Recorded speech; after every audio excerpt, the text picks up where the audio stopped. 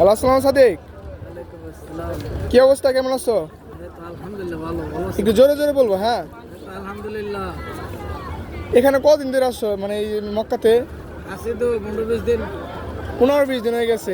মানে সৌদির বয়স কতদিন তোমার? ওদের বয়স 2.5 বছর। 2.5 বছর হয়ে গেছে। 2.5 বছরে কত টাকা ইনকাম করছো? মানে সত্যি কথা বলো, মক্কা থেকে তো 2-2.5 লাখ টাকা।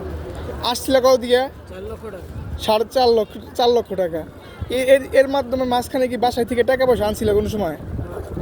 এরকম পরিস্থিতি শিকার হইতেছে? অবশ্যই 1.5 লাখ টাকা নিয়ে রাখছি। তুমি 4 লাখ দিয়ে আসার পর 1.5 লাখ আনছো, তাহলে 5.5 লাখ। আইও 5.5 লাখ টাকার ভিতরে তুমি 2 লাখ টাকা শেষ করছো, তাহলে এখনো বাকি কতটি? আমার 3.5 লাখ। 3.5 লাখ টাকা। মানে এখন কি তুমি মানে ব্যর্থ? পুরো ব্যর্থ। মানে সৌদি আরবে আর থাকার কোনো ইচ্ছা নাই? এদেরও টাকার ইচ্ছা। এই হাতে কি এগুলা? মানে এখন কি মানে এত পরিস্থিতি এরকম হয়ে গেছে, হাতে কি নিছো, কি এসেছে? নিজে পুলিশের কাছে ধরে দেওয়া পারলো। পুলিশে কি ধরে না?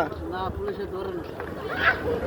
25 দিন ধরে কি পুলিশের জন্য চেষ্টা করতেছো নাকি? কিছুদিন ধরে পুলিশের কাছে ধরে দিলে খুব চেষ্টা করা হয়। আচ্ছা, খাওয়া দাওয়া কেমনে করো?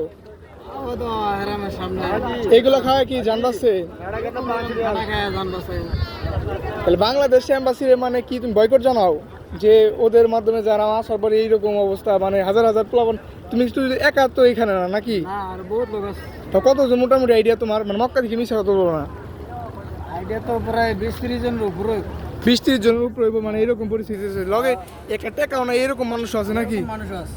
আল্লাহ একমাত্র তাকে শুধু আত্মাও আছে। হাত পা আছে, কিন্তু একমাত্র আল্লাহ বাঁচায় রাখছে নাকি? আল্লাহ আমাকে বাঁচায় রাখছে। আচ্ছা, তোমার জন্য অন্তর স্থল থেকে দোয়া রইলো, ইনশাল্লাহ আল্লাহ যেন আমার আগে তোমার সবর করা, ইনশাল্লাহ। ইনশাল্লাহ। ইনশাল্লাহ, হ্যাঁ। ইনশাল্লাহ। আর সবাই ভিডিওটা শেয়ার বা সবাই দোয়া করবেন, এটাই। হ্যাঁ সাদিক, কিছু বলো। কি হালে? আলহামদুলিল্লাহ। ঠিক আছে।